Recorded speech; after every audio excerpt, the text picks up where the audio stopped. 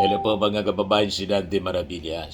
O yung mga ex-Marites, 18 ex-Marites, marinsa niya Mr. Maravillas. Sabi kasi po, Marites man lang, mas bagay na tawaging Marites kaysa mga Marines. Sinumpi na po ng National Bureau of Investigation. Buti naman sa inyo. O tingnan natin kung hindi mabuking yung script.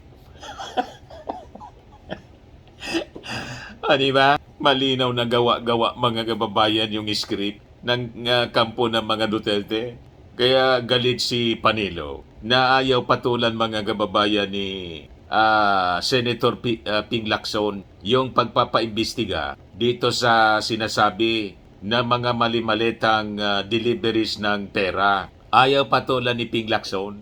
Ayan o, galit si Panelo. Panelo criticizes Lacson for doubting ex-Marines before probe.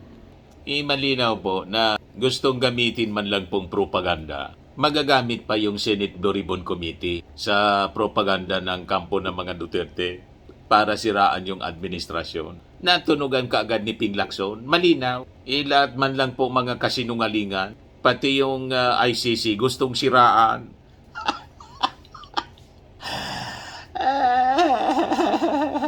O ngayon, na sinumpi na po ng National Bureau of Investigation. O, tingnan natin kung mag-appear sila. Ayan o. NBI subpoenas 18 alleged ex-Marines over bribery claims. Di kayo dito lulusot kay bagong NBI Director Attorney Melvin Matibag.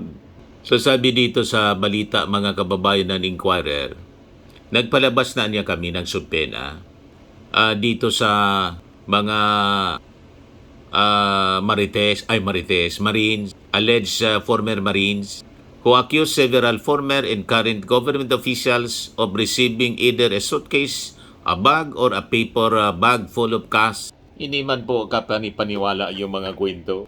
Tinatanong nga po ng reporter, nagpa-press ko di kahapon, na ang sabi sa informant natin, ang nag-organize po, yung mga tao ni Vic Rodriguez. Malinaw na planted ito mga kababayan. Gustong siraan yung Marcos administration. Pilit nilang kinakaladkad mga kababayan si Martin Romualdez. Wala man nga pong plano na kumandidato labanan si Sara. Si Sara Duterte mga kababayan, inaakusa si Martin Romualdez na tatakbong presidente. Yun pala siya. Parang siya na lang ang may karapatan, mga kababayan, na tumakbo bilang Pangulo. Sabi nga natin, pag makalusot ka sa impeachment, di tumakbo ka. Yan kung makalusot ka sa impeachment. Ngayon na may pinadala na pong notice yung Congress. Ayan House panel serves impeachment notice to VP Sara para sagutin niya yung mga akusasyon. At sabi mga kababayan, yung bank accounts niya isusubpena. Ito yung sinerve na notice ng Committee on Justice mga kababayan. Dapat mag-file siya ng verified answer to the aforementioned complaints within a non-extendable period of 10 days, calendar days from the receipt of this notice. Sabi po ni sabi ng Committee on Justice na pinamumunuan po ni Batangas Representative Gerbil Jinky Luistro. Kaya ngayon si Luistro target ng mga paninira ng kampo ng mga DDS. Kung ano-anong mga akusasyon laban kay Jinky Luistro. Sagutin ninyo yung mga reklamo. Yan ang kinakaipuan ninyong gawin. Hindi yung mga kung ano-anong diversionary tactic. At itong mga papreskon ng 18 Marites, diversionary tactic ito mga kababayan, sa impeachment complaint laban kay Sara Duterte. Gusto nila ilihis yung kwento na dapatan niya dito na sa mga mali-malitang kwarta. Napaka-imposible, sabi ni Ping Lacson. But anyway, may subpena sa kanila yung National Bureau of Investigation. Sabi ng iba, bakit niya kailangang imbestigahan itong mga Marines, alleged Marines? Di ba, yung affidavit nila, sinabmit sa ombudsman for investigation. Yung ombudsman, tinun-over sa NBI. Kaya sila sinusumpena. Di ba? Yung affidavit, tinun-over nila sa ombudsman. Di sabi ng ombudsman, mag-imbestiga muna niya. I-verify muna ng National Bureau of Investigation. Kumbaga totoo itong mga kini-claims nila. Alangan man mag-file na lang ng kaso yung ombudsman, mga kababayan, na unverified. Yung mga claims nitong mga Marites na to, Marines pala, Marines, ex-Marines, na ang sabi nga po, mga kababayan ni Boyeng Rimulya, 6 daw sa 18 mga ex-Marines, may mga kaso itong murder. Itong ginagamit nila, may mga pangangailangan din. Siguro siyempre ito kasi na-discharge ito sa trabaho. Kaya nangangailangan ng hanap buhay. Biglang tinap ni Mike Defensor at ni Atty. Libby Baligod. Alangan man wala.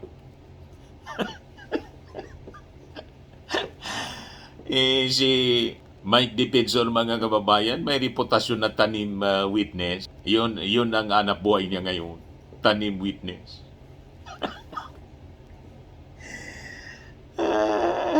At si Atty. Baligod, malinaw na DDS, hardliner na DDS. Planted lahat, mga kababayan. Kaya sabi ni Matibag, we were deputized by the Ombudsman para mag-imbestiga niya. On Thursday, Ombudsman Jesus Crispin Rimulya said that the 18 alleged former Marines were acting for political effect, saying that while several signatories are no longer in active service, 6 were charged with murder. Sa kabagaan ni Mr. Maravillas, puruan niya may masamang records itong mga ginagamit ng kampo ni Sara.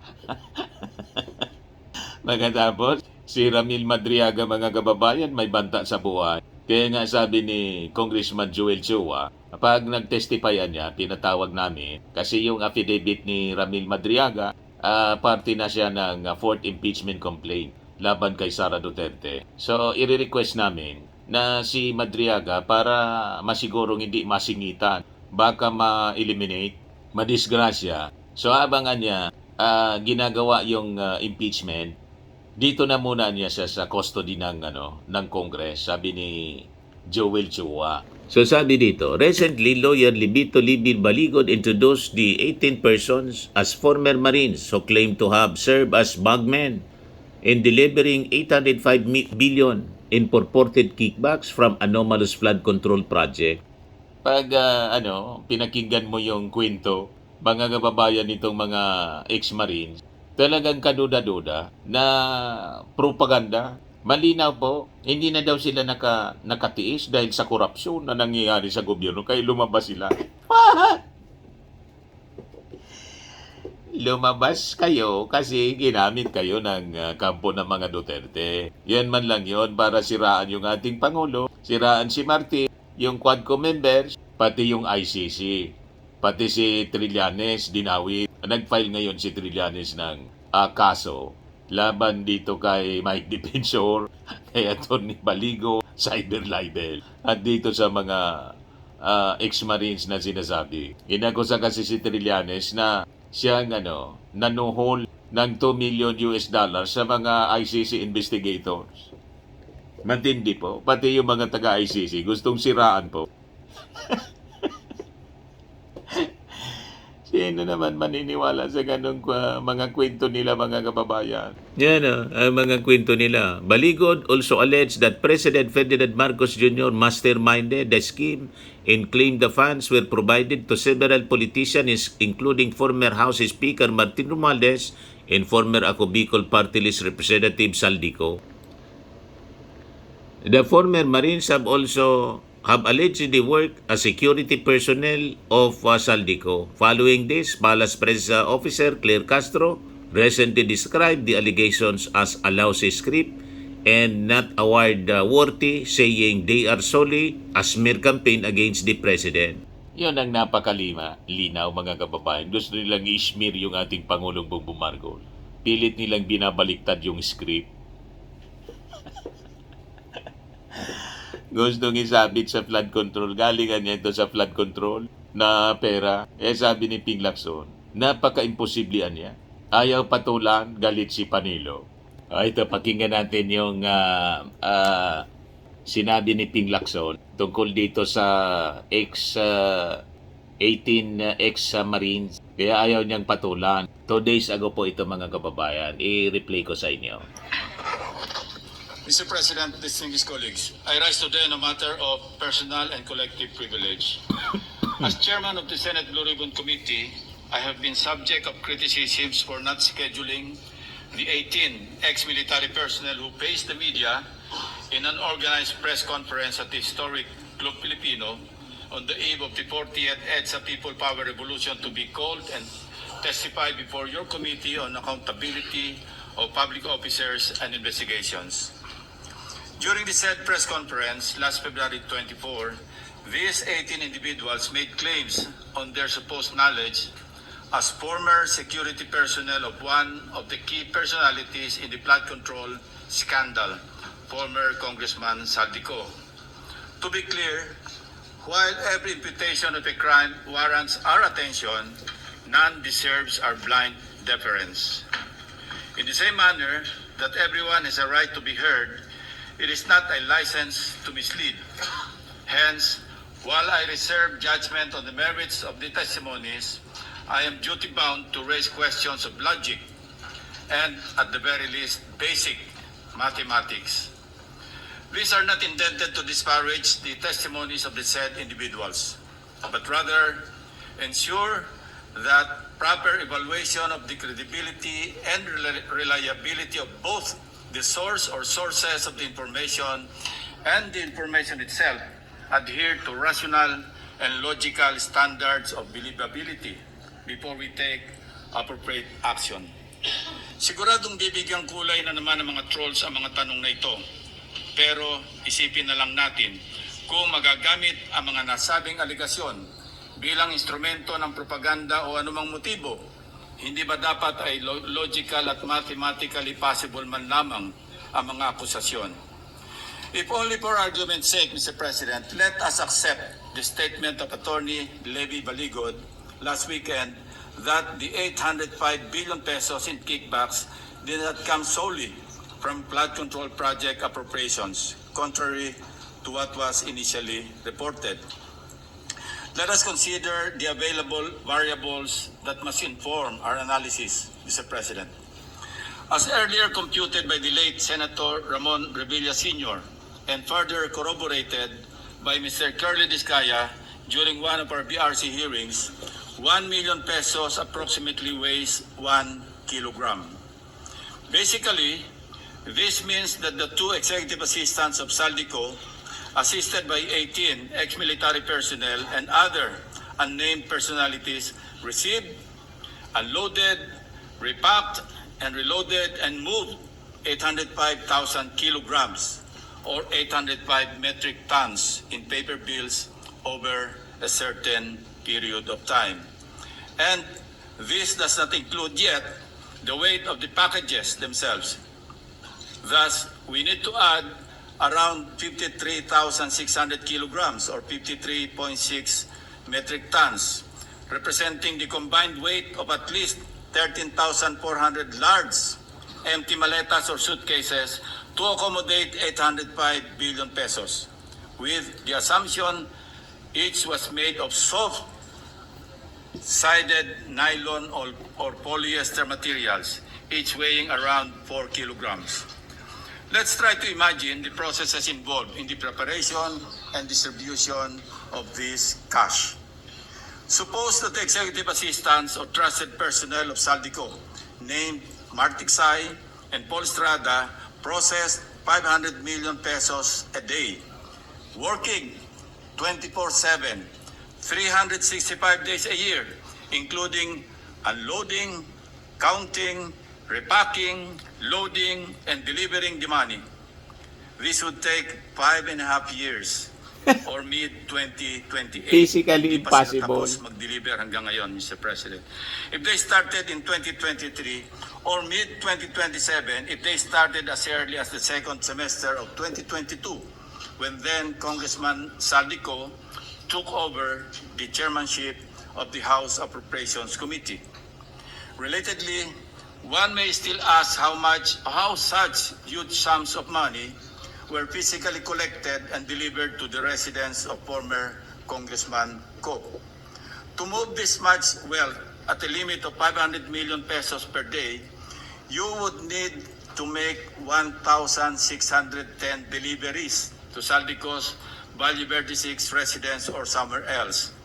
Unloading, unpacking, repacking, reloading, and again delivering to different individual recipients.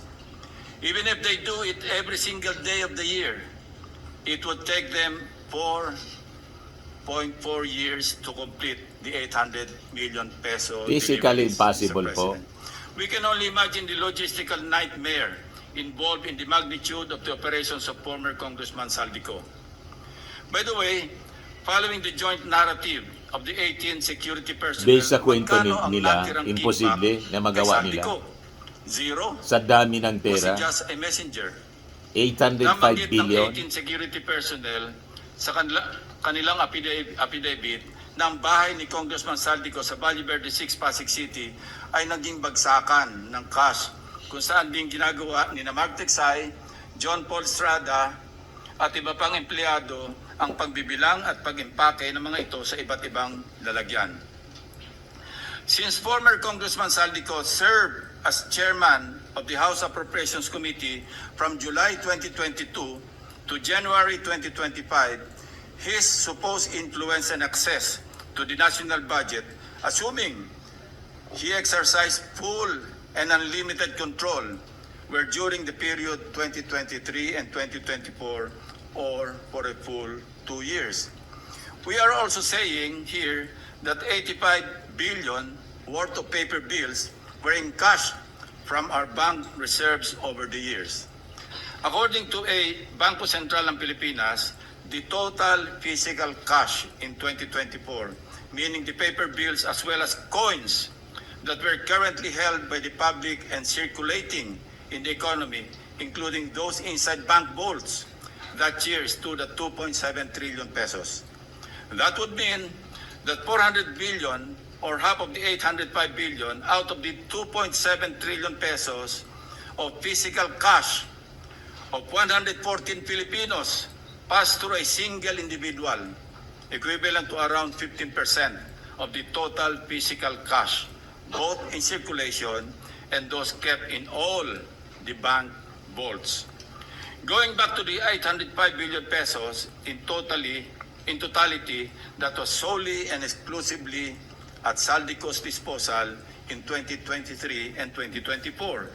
If we were to believe the 18 ex-soldiers, then those accumulated over the same period by personalities who are now facing plunder and other cases like the former DPWH officials, Roberto Bernardo, Henry Alcantara, Bryce Hernandez, etc. Contractors, etc. must be factored in to compute the aggregate total of absconded monies from the 2023 to 2024 GAAs.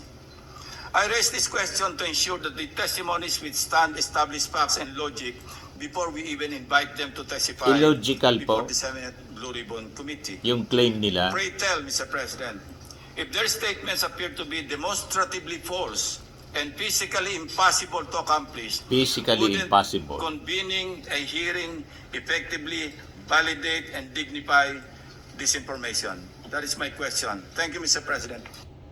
Madaling sabi, kung papatulan po papatulan po ng Senate Blue Ribbon Committee yung pag-iimbestiga na malinaw na illogical and physically impossible yung claim nila, nagpagamit lang at nasayang yung panahon, nagpagamit lang sa propaganda ng mga Duterte, ang Senado, na yun man talaga yung intensyon nila. At madaling sabi, nagpaloko lang. Panlulukong malinaw ang ginagawa po ng kampo ng Duterte. So ayaw patulan ni Ping Lacson kasi pag pinatulan po, lalabas may na yung ulo ng mga senador. Pati yung Senado nabudol sa mga imposibleng claims nitong 18 Marites. Galit si Panelo. Malinaw yun ang intensyon niya, no? Ni Amy Marcos sa pag-file ng resolusyon. Huwag kami malinaw na budol. Anyway, mga kababayan, tama na yung National Bureau of Investigation ang magsagawa ng pag-iimbestiga. Anyway, yung kanilang affidavit, tinurn over ni Atty. Baligod sa Ombudsman.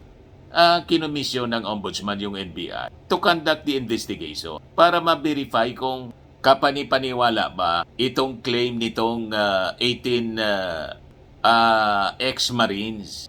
Tama po? Huwag kami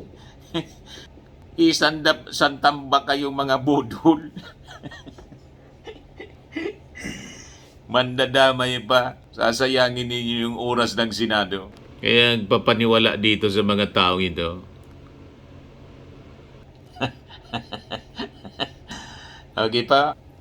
Ayan man lang yung ating short video. Ako po si Dante Maravillas. Bye-bye. God bless.